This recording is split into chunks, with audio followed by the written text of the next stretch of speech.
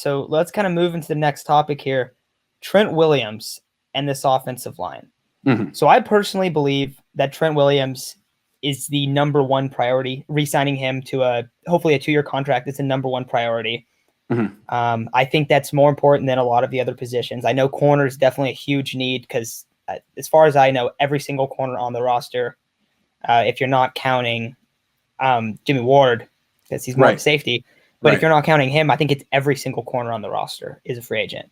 So Yeah. you could say that, but I'm still going to say that signing Trent Williams is the biggest priority just because we've seen the offensive line struggle. He was probably, him and Laken Tomlinson were probably the only bright spots on that offensive line last year. So Grant, is that like a high-end priority for you bringing him back? No, but I see it differently, and I think it's a high priority for them because look, they traded a 3rd-round pick for him. That's a lot of value to just. I mean, did they trade him? Did they trade a 3rd-round pick for a rental? Maybe it's possible, and I think that's fair to trade a 3rd-round pick for a rental. I just feel like, look, you're going to have to pay him 20, 21, 22, maybe 23 million a year. And although he's excellent, he doesn't seem to make his teammates better. And I thought Joe Staley did, in the sense that Staley was the leader. Staley held others accountable. Staley would, and holding people accountable means if Mike McGlinchey plays bad, Joe Staley's going to tell him about it in the film sessions. If McGlinchey weighs 285 pounds, Joe Staley's not going to let that happen. He's going to make sure he's 315 at his listed weight, that kind of stuff. Trent Williams, he's the best player on the line, but he doesn't want to be a leader. I've seen it from him. He's cool. He's on his own. And I think the best player in your offensive line should be the leader too, especially for all the money you're making. He seems like he kind of sets the tone of, hey man, I played well. No, it's not about you. You're a 5-man unit. You guys didn't play well. I don't like the attitude from that team, from that offensive line, and I feel like Trent Williams sets it. Joe Staley set a different attitude. That's what I'm used to. He was there for like 15 years. I don't know. Maybe I'm a little too harsh, but that's what I see. I feel like Trent Williams, he's supposed to be this cornerstone player at a cornerstone position. He's never really been on a winning team. He doesn't seem to like have any type of intangible effect on everyone else. I don't know. It's a lot of money for a left tackle. Yeah, and left tackle is a premium position, but I think that you bring up a fair enough point when you're comparing him to a guy like Joe.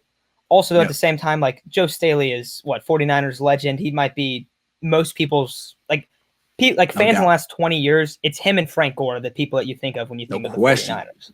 Absolutely. And like so, Trent Williams is a better individual player than Joe Staley, no question. That's why Trent Williams will get more money. But Joe Staley, I think, was a better had more of an impact on winning somehow.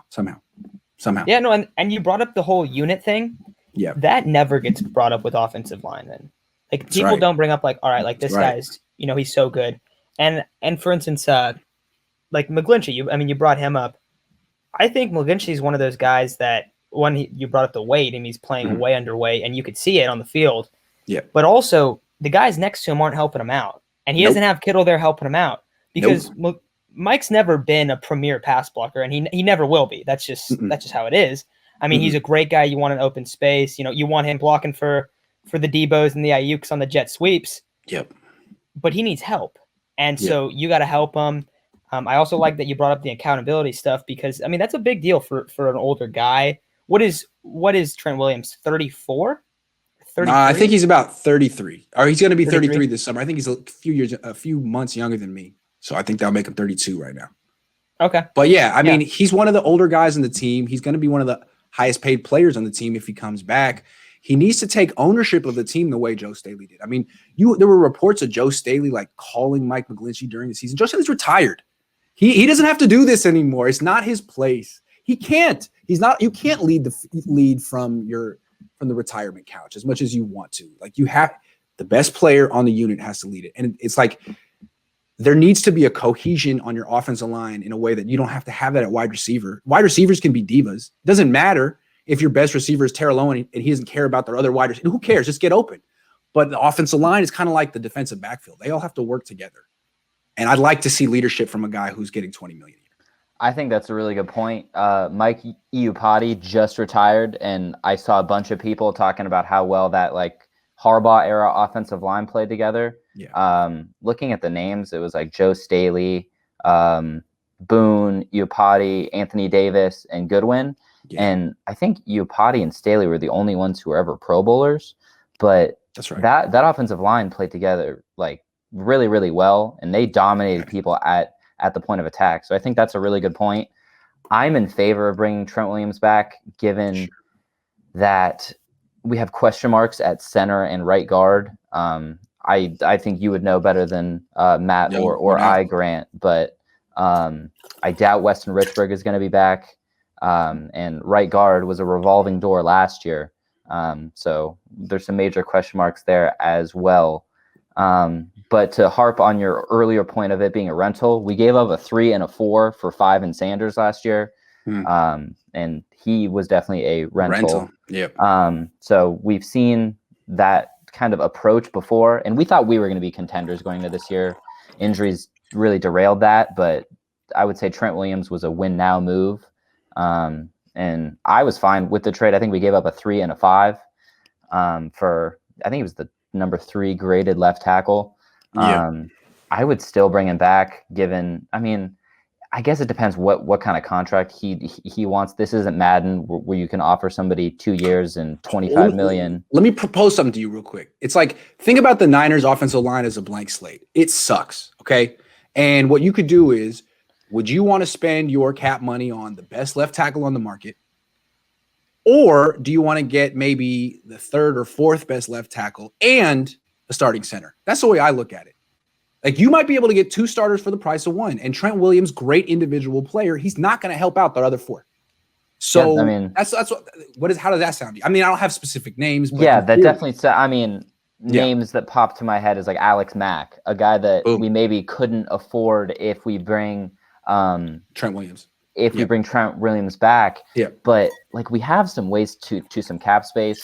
Again, you would probably know what that D Ford injury guarantee looks like. Is he gonna make it? I don't know. The deal with D Ford is they can't cut him until he can pass a physical. Is he gonna pass the physical by June 1st? Well, I think the injury guarantee kicks in April 1st. So if he's on the team April 1st, they have to give him more than $11 million. And it doesn't seem like he's going to be passing a physical before then. If I were him, I wouldn't. I'm just saying, I'll find a way to not pass that physical. And, they may pay him $11 million on April 1st and he could retire April 2nd. You don't know. So, I mean, they're kind of screwed in that sense. I don't think they're getting cap space there. Yeah. I would still bring back Trent Williams on a 2 or 3 year deal, given that he is a premier guy at the position. Keep in mind, it was a COVID offseason. He got traded. True. Didn't really get to know the offensive line the same way that Staley That's a good point. For 15 That's years. a good point. That's a good point. There's not a lot of camaraderie building time. That's a really good point. Exactly. So we'll see what that looks like next year. I would love to bring him back, but like you said, it needs to be at the right price. And honestly, I'd take 2 starters for 1, given that. I think I would too. There's another guy, Alejandro Villanueva, plays left tackle from Pittsburgh. You could get him and Alex Mack. I like that. Now you've upgraded 2/5 of your offensive line. And then you just need to worry about guard in the draft, and you can focus potentially more on a quarterback or something like that. Well, depending on how you feel about Mike McGlinchey. But that's Going back to like talking about not re-signing Trent Williams, but instead going after 2 other players. Yeah, I do think that a lot of that depends on who those players are, how they fit, what like the scheme. How do they? Is there going to be a guy that's even close to as good as getting out in open space as Trent Williams? It could be tough. No, probably not. Not. And so there's a couple things like that. Also, you kind of start thinking about like, okay, well, what could the Niners have done at left tackle? The big one that's been brought up a lot lately, Tristan Wirfs. Yeah. And I know you're not the biggest Javon Kinlaw fan. I'm a huge Javon Kinlaw fan. I'll put that out there. But I'll say this. If you don't trade for Trent Williams and you have Tristan Wirfs, going into this offseason, you feel a lot better about the offensive line. Yes. So that's what I think. I just feel like I don't know what they thought they were getting. This is Kinlaw. Kinlaw's a hell of an athlete for a 300-pound defensive tackle. He's not necessarily a pass rusher. He'll get some sacks. He's good against the run. He's athletic. And he's a good athlete. He's not going to be, I don't think, a super dominant, consistent pass rusher. He wasn't that in college. He could develop in the NFL. I doubt it. It seems to me like that's the kind of guy, if you get him in after the 20th pick, you're juiced. If you get him in the second round, you're so happy because he's a really good player. But at pick 13, 14, you passed on Tristan Wirfs. You passed on a potential 10-year, 15-year left tackle, hold you down, premium position. Yeah, that's a problem. That's the only reason I've got a problem with Javon Kinlaw. Not who he is. He's cool. I mean, the knee thing, that bothers me because this is a team that's had injury issues, knows it's a problem, uses it as an excuse. They need to stop doing stuff like this and getting the guy. Well, yeah, he has a tendonitis in his knee, but it's all right. Like he just had it. He just had surgery. So other than all those things, I really like Javon Kinlaw. Sorry to interrupt you. Keep going. No, you're fine. And you bring up the injury stuff. I know. So I actually work at the Cal Poly football facility, and one of my buddies there, he was saying that Jalen Hurd, because his dad coaches high school football, and he said, like, look, Jalen Hurd's been hurt his whole life. The thing with Jalen Hurd, when the Niners took him, a bunch of Tennessee fans on Twitter were like, "Hey, good luck with that." Hey, it seemed like they knew. The only thing that makes me stop about that Tristan Wirfs take is we traded for Trent Williams before the draft. We had no way of knowing he was going to be there at 13. And say we don't trade I for think they Trent traded Williams. I think they traded for Trent Williams at the day after day one. Day after day one. So I think it's okay. It's all right. It's all right. I was going to say, what if we got the Isaiah Wilson? With who? Isaiah, the guy who just quit playing for the Titans, who was their first-round tackle. Isaiah Wilson. He played 4 snaps, 3 were kneel downs, and 1 was an extra point, and he quit. He quit? Did he retire? Or did he opt out? I think he's becoming retired. a rapper. I think he's becoming a rapper.